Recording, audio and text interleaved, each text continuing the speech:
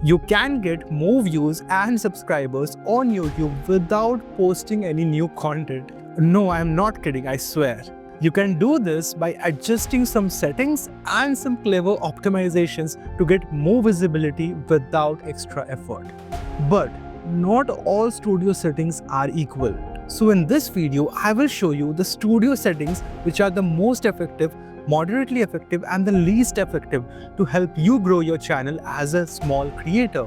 So let's get started. Coming to the most effective studio settings first. Number 1 is adding end screens. Simply put, end screens equals to free views. Now, what you want to do is suggest a specific video for your viewers to watch next. Let's take an example. See how Learn by Leo ends every video with a problem that can be solved in the next video. Now, that is some smart end screen work. So basically, he is connecting one video with another, and in this way, he is promoting channel binging, because this keeps viewers on the platform and that gives a green signal to the YouTube algorithm to recommend your video even more. Number 2 is include a long video link whenever you upload a YouTube short. So YouTube has this feature where you can connect your YouTube short with a long video. And then you can mention within the short to watch the long video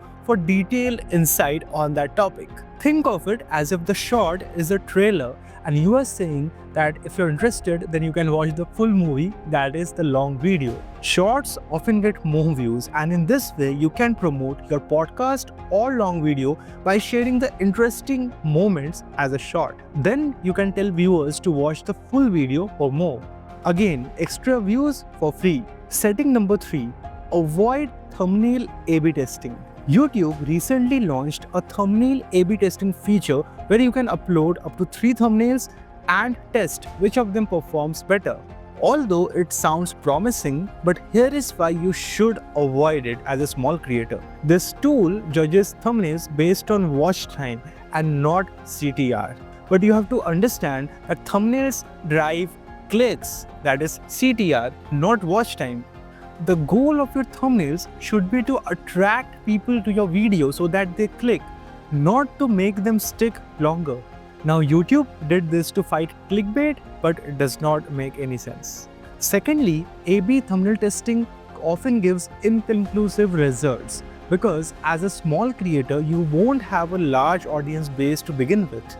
That means this feature makes more sense for big creators who already have a substantial audience base. Thirdly, it can backfire because this feature will show your bad thumbnail to your audience, which will further lead to loss of clicks. So it's best for a small creator to just use one thumbnail and the best version of it.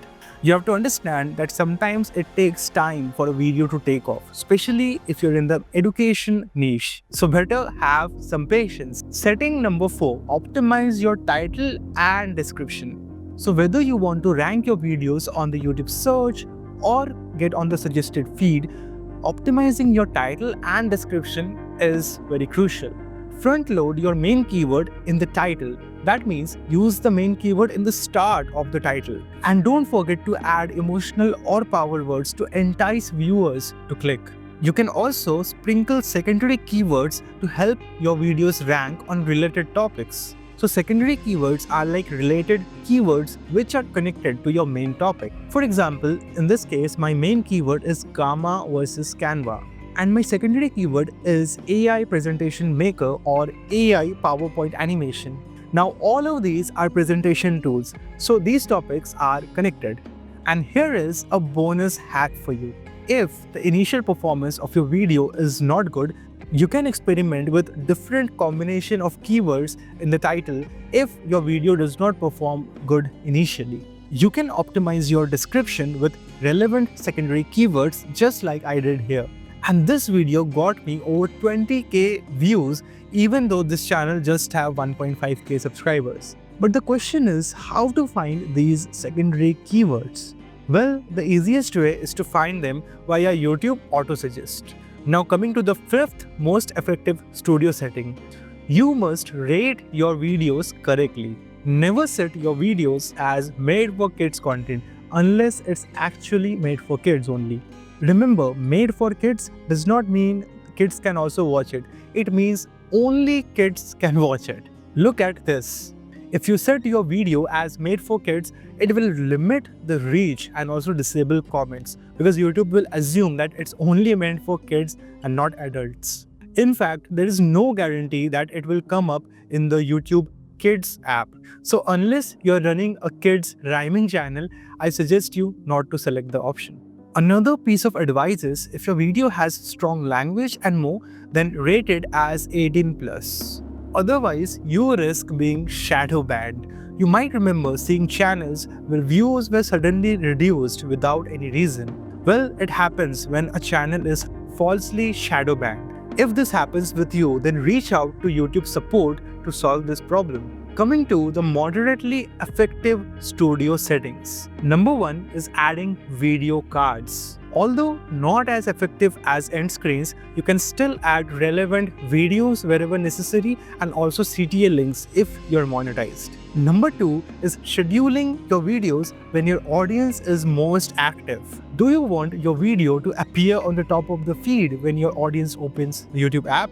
Then this is the way to do it. Just go to your analytics and then audience to see when your audience is the most active. Note the dark purple areas. Then you should post 15 minutes before they are most active. Now, if your channel is new and you don't have this data, then you can look at your competitors, at what time are they posting, or you can see when are you getting views in the last 48 hours. Number 3, disable automatic chapters. Chapters help viewers navigate the different sections of your video, especially for educational content. But YouTube's automatic chapters often mess things up. So better add these chapters manually. It will also help you check the video one last time. Now, if your video is too long, like a podcast, then you can ask Notebook LM to make timestamps for you, which you can cross-check and verify. Number 4 is optimizing your channel. Now this includes adding channel description, banner, channel keywords, a channel trailer, and optimizing what videos appear on the homepage. While they are not as important as the video topics you target, but they definitely help the YouTube algorithm and the audience understand what your channel is about. In fact, let me show you a lazy method to do this. You can ask ChatGPT to list down important keywords around your niche, and then ask it to make an optimized description for your channel. You can also look at competitor channels as inspiration. And again, sharing some bonus tips. You should always set videos as unlisted before publishing, because that gives time to YouTube to check copyright violations. Secondly, you should turn off subscriber notification, especially when you are experimenting with a new niche or uploading a channel trailer. Lastly, coming to the least effective studio settings. Number 1, stop making a long list of tags for every video. Tags play a minimal role in the video's discovery. You can use vidIQ extension to add them fast as video upload custom. Number 2, matching the file name and thumbnail name with the video title. Well, frankly, it does not help as much as you think. YouTube rewrites it anyway, so don't obsess over it. Number 3 is selecting the right category for your videos, like education or people and blogs. Now this is a relic from pre-2012 YouTube, where viewers could search videos based on these filters. But today's YouTube algorithm is much smarter. It can detect the video category based on the content and what's being said in the video. So you better focus on the title and description for better visibility. Before we wrap up, here are some basic channel settings you can't avoid. Number 1, complete the verification in your channel settings to enable long videos and custom thumbnails. Number 2, make sure that your country of residence is set correctly in your channel settings for tax purposes. And trust me, it does not influence in which countries your videos will be shown. Like, look at this example of Fern. They are based in the Netherlands, but their viewers are from the US. So yeah, who will watch your videos will depend on the topic you select, not your location. So congrats, you have learned about all the important YouTube settings. But what about audience retention? Is retention editing like Mr. Beast is the only way to go, or is it dead? Well, watch this video where I reveal the truth about retaining your audience.